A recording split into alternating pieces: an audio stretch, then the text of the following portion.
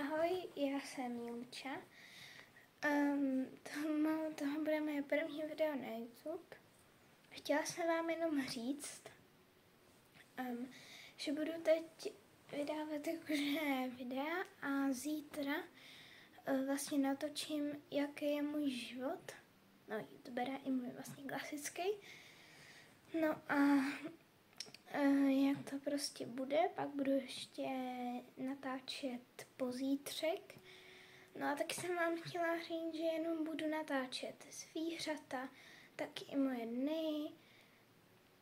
Vlastně, co musím se editovat ještě a tak.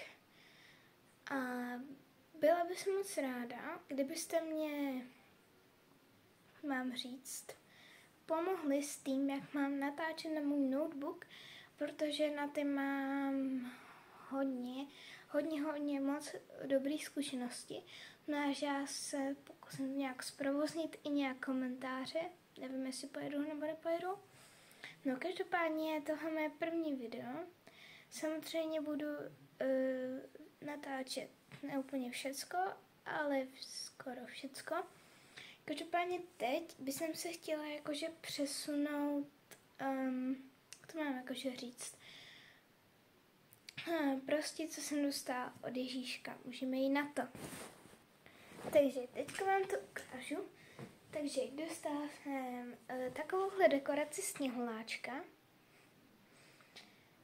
Takový krásný sněhuláček. Krásnou dekoraci, jakože mám hodně ještě dekorací.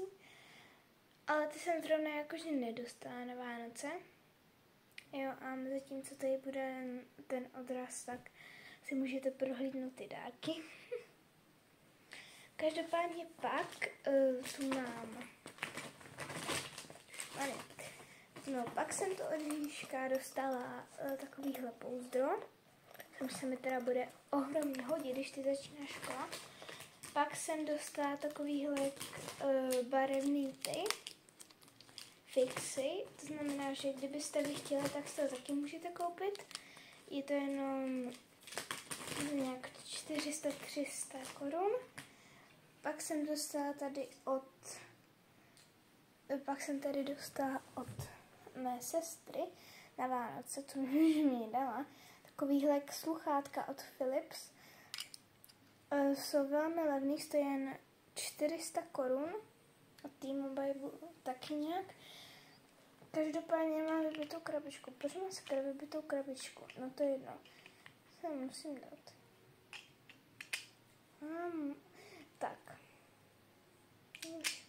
Tak už to je. No, teďka tady mám takový, jak se to dá říct,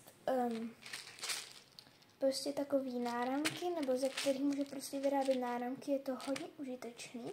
Akorát je tam jedna jakože blbá věc, a ta blbá věc je, že tam nejsou dlouhé písmenka. Ale jinak je to super. Teď jsem udělala velkou chybu. No každopádně tohle bylo ode mě vše, pak ještě nějaký oblečení samozřejmě. Pyžamku s perníčkem. No a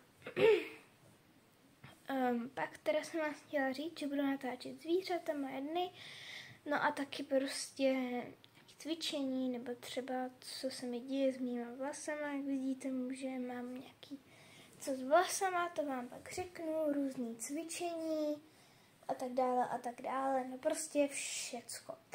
Každopádně dokud prostě nebudu mít nějaký stříhač nebo nějaký lepší aplikace, tak budu mezi tím natáčet přes fotoaparát, takže se omlouvám, jo.